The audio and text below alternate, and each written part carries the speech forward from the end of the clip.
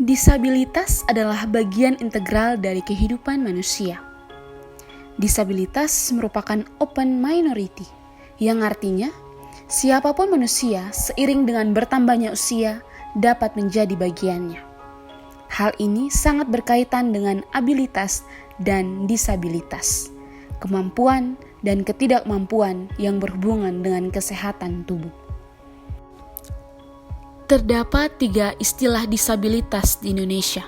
Yang pertama, penyandang cacat. Komnas HAM melihat beberapa implikasi penggunaan kata penyandang cacat dan pelaksanaan Undang-Undang Nomor 4 Tahun 1997. Yang pertama, secara material, para perumus undang-undang memandang para penyandang disabilitas bukanlah sebagai subjek manusia yang utuh, namun justru memposisikan sebagai objek yang memiliki kekurangan atau kelainan baik secara fisik dan mental yang pada akhirnya menyebabkan penyandang disabilitas tidak dapat melakukan aktivitas atau kegiatan secara layak. Yang kedua, pendekatan pelayanan yang dilakukan pemerintah terhadap penyandang cacat terbatas pada charity base. Hal ini nampak dalam material yang disampaikan yang hanya berfokus pada persoalan rehabilitasi, pemberian bantuan sosial, dan pemeliharaan taraf kesejahteraan sosial. Pendirian panti-panti dan pendidikan sekolah luar biasa dan lembaga vokasional justru menjadikan orang-orang atau anak-anak dengan kecacatan semakin teralienasi dan terlokalisir dari masyarakat, sehingga kehidupan mereka jauh dari kehidupan masyarakat yang inklusif. Kedua, istilah penyandang disabilitas.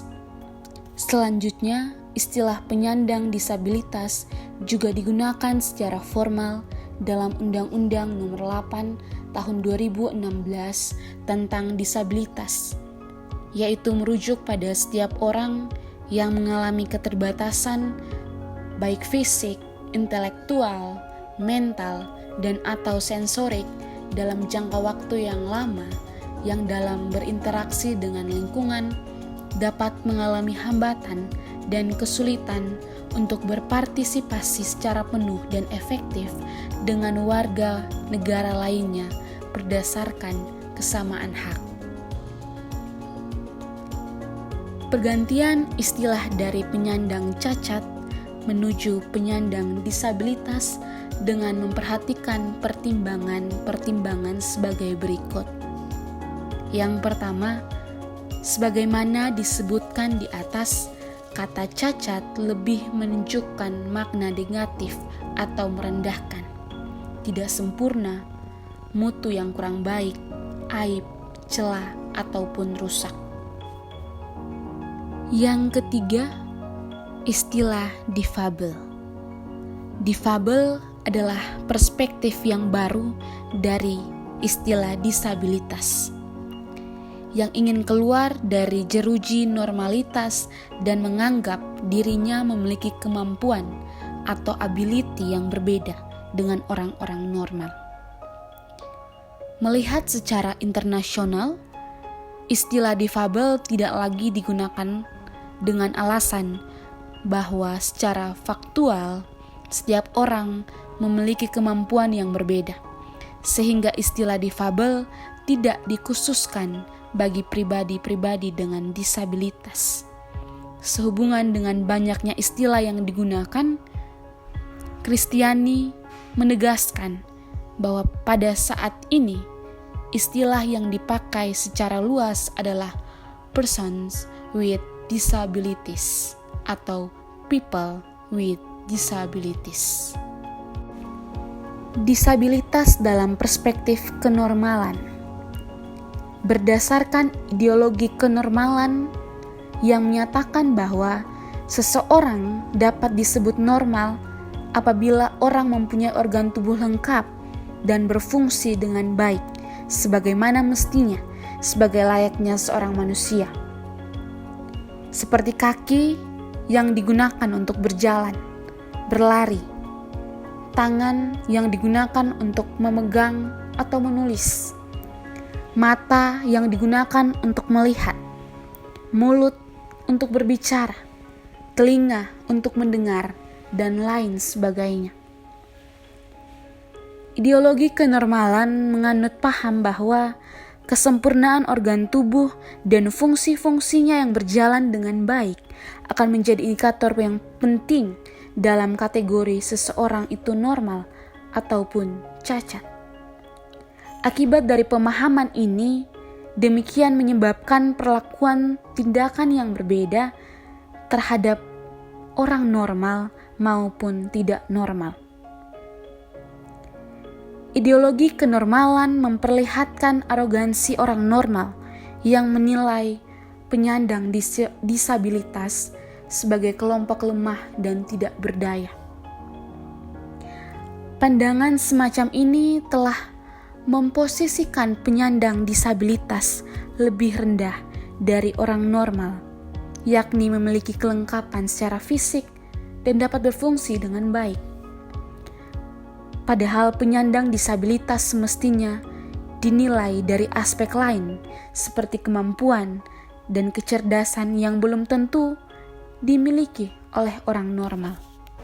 Sudahkah gereja ramah terhadap disabilitas?